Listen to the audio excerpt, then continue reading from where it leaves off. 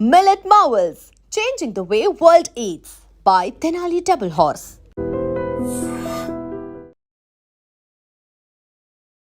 Welcome to I dream think again. నేను ఉదయశ్రీ.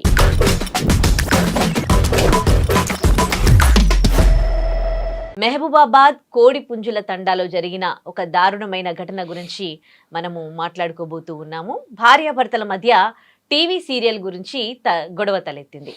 అది కాస్త అంటే క్షణికావేశంలో వాళ్ళిద్దరూ కూడా చాలా పెద్ద గొడవ జరిగింది. కానీ దాంట్లో విషం తీసుకోవడం జరిగింది. వాళ్ళిద్దరూ కూడా పొలం పనులు చేసేవాళ్ళు. సో పొలానికి ఏదైతే మందు కొడతారో ఆ మందు భార్య తీసుకున్నారు. ఆ తర్వాత బాబు కూడా ఆ మందు తాగినట్లుగా తెలుస్తోంది. మొత్తానికి ఏం జరిగిందో ఏమో తెలియదు, కానీ క్షణికావేశంలో వీళ్ళిద్దరూ గొడవ పడ్డారు. అక్కడ బాబు మాత్రం హాస్పిటల్లో ట్రీట్మెంట్ తీసుకుంటూ ఉన్నాడు. కానీ ఇది చాలా ఆలోచించాల్సిన విషయం.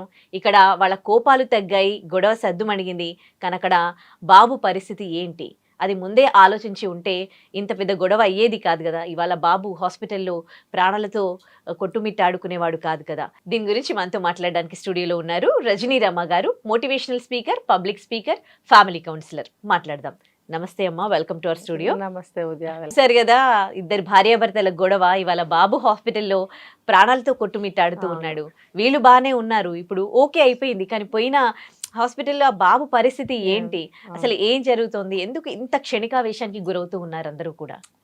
ఇప్పుడు మనకి ఈ మొబైల్ ఫోన్స్ వచ్చేసి సమాజం కుళ్ళిపోయింది, పుచ్చిపోయింది, చెడిపోయింది అని చెప్పుకుంటున్నాం.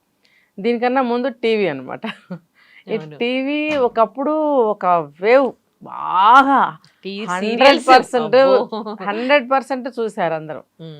ఇప్పుడు మొబైల్స్ వచ్చిన తర్వాత కొంచెం ఏమంటారంటే ఫిల్టర్ అయిందని చెప్పచ్చు. ఇందులోకి వచ్చారు కొంత.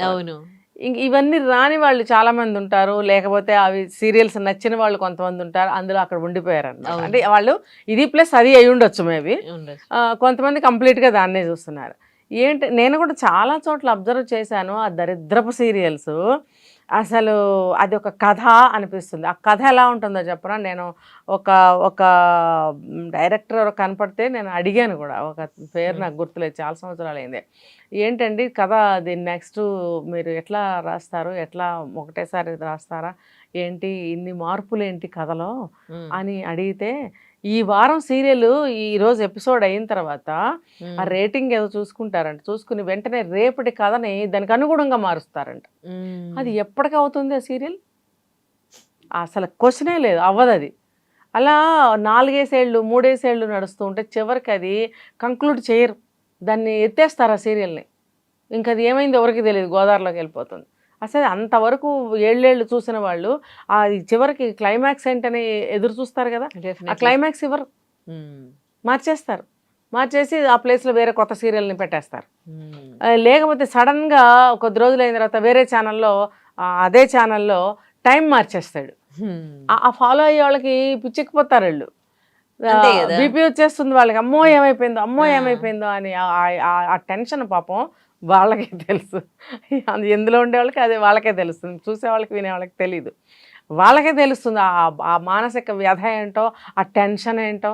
ఆ టైంలో వాళ్ళకి ఎవరితో మాట్లాడబుద్ధి కాదు, భోజనం చేయబుద్ధి కాదు, వంట చేయబుద్ధి కాదు, పని చేయబుద్ధి కాదు, ఏం ఉండదు. ఎప్పుడు టైం అవుతుందా సీరియల్ చూడాలి అని ఉన్మాద స్థితికి వెళ్ళిపోతున్నారు. ఇప్పుడు వీళ్ళు ఏంటంటే, మనం చెప్పుకున్నది భార్యాభర్తలు ఇద్దరు కూడా పొలం పనికి వెళ్తూ ఉంటారు. ఉదయం వెళ్ళి సాయంత్రం పొలం పనులు చేసుకుని బాగుంది, అక్కడ కోఆపరేషన్ బాగుంది ఒకరికొకళ్ళు.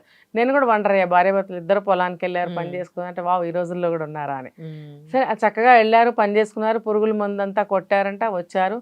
వచ్చిన తర్వాత ప్రాణాలు ఎలా ఉంటాయంటే అలసిపోతారు, ఇద్దరూ అలసిపోతారు. పిల్లలుంటే పాపం వాళ్ళు ఆవురమంటే ఎదురు చూస్తారు అన్నం కావాలని. మరి అట్లాంటి పరిస్థితుల్లో సీరియల్ చూడటం అనేది ఎంతవరకు సబబు? అది ఈ రోజు ఒక్కటే కాదు, వాడు ప్రతిరోజు చూస్తుందిగా. చూడబట్టే ఇవాళ కూడా ఫాలో కోసం కూర్చుంది, నిన్నటిది ఏమైందో అని కూర్చుంది. అయితే అతను ఏం చేశాడు, ఆకలవుతుంది తొందరగా అన్నం పెట్టిన సహజంగా మగవాళ్ళు అంటారు కదా, పెడుతున్నా అంటే పోయేది కదా. ఇప్పుడు టీవీ సౌండ్ అనేది వినిపిస్తూనే ఉంటుంది, నువ్వు ఆ మాటలు వింటూ వెళ్ళి రెడీ చేయొచ్చు కదా. తనేముంది, అలసిపోయినందువల్లనో ఆ బిట్ మిస్ అవుతామనో బ్రేక్ వచ్చినప్పుడు పెడతాను అందట. అంటే అతను అడగటము బాగానే ఉంది, ఇప్పుడు సమాధానం చెప్పడం కూడా పర్లేదు, కొంచెం సబబుగానే ఉంది అనిపించింది. నేను పెట్టను, సీరియల్ అయ్యే వరకు పెట్టను అని అనలేదు.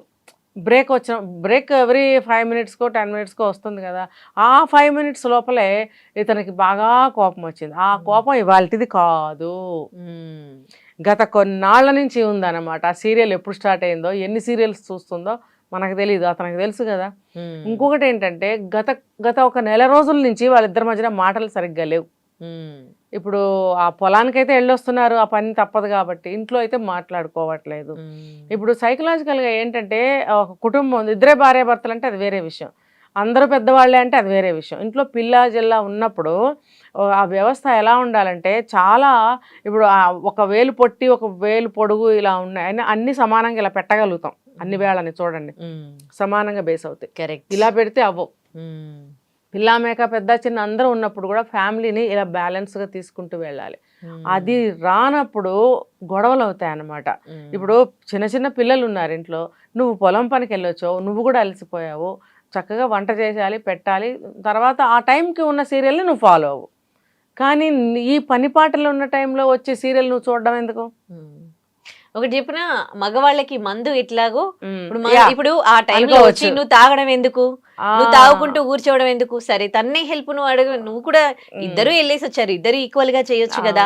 సో మగవాళ్ళకి మందు తాగితే ఎవరు క్వశ్చన్ చేయరు, ఆడవాళ్ళు సీరియల్స్ కి కదా. అదే నేను ఇందాక చెప్పింది, అతను నార్మల్ గా భోజనం పెట్టమన్నాడు సహజంగానే, ఈవిడ ఒక 5 నిమిషాలు బ్రేక్లో పెడతానంటే అతను ఎందుకు సహించుకోలేకపోయాడు అని అంటే, ఇక్కడే అతను ఇవాళ సమస్య కాదు అతనికి, అది గత కొన్నాళ్ళుగా సమస్యతో బాధపడుతున్నాడు, ఇవాళ ఎక్కింది అనమాట బుర్రకి. దానికి తోడు ఒక నెల రోజుల నుంచి సరిగ్గా మాట్లాడుకోవట్లేదు.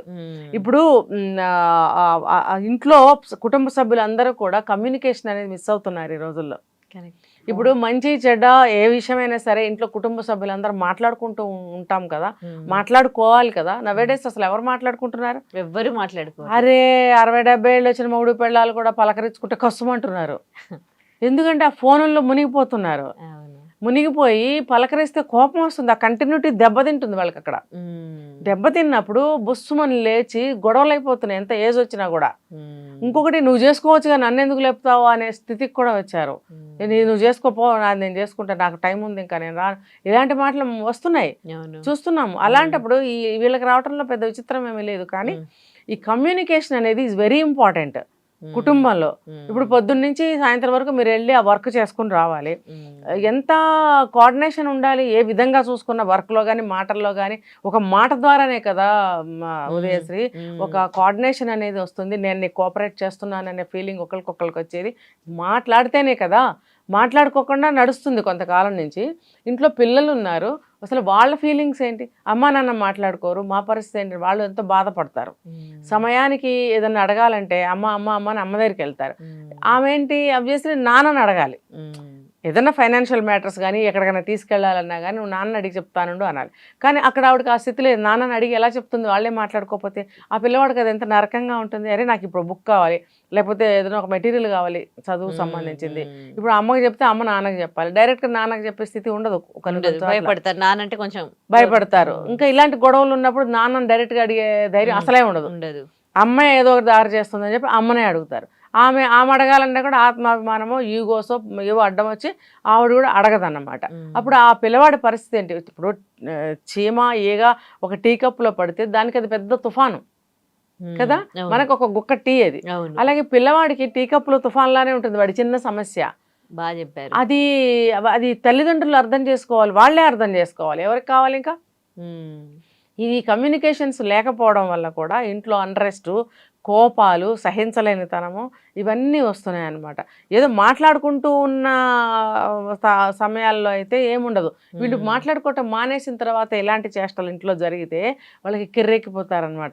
ఇంకా బీపీ పెరుగుతుంది వాళ్ళకి, దీనికి ఇంత నిర్లక్ష్యమా, లెక్క చేయకుండా టీవీ చూసుకుంటుంది, భోజనం పెట్టకుండా అనేది కోపం పెరిగిపోయింది. ఈమెకేమైంది? నేను ఒక 5 నిమిషాలు అన్నాను కదా, అరుస్తాడేంటి, ఆగలేడా అని అరుస్తాడేంటి అని కూడా అప్పటికి ఇంకా అరుపులు స్టార్ట్ కాల. నేను 5 నిమిషాలే కదా, నేను వచ్చి పెట్టేస్తానులే, అవుతాడులే అనుకుంది.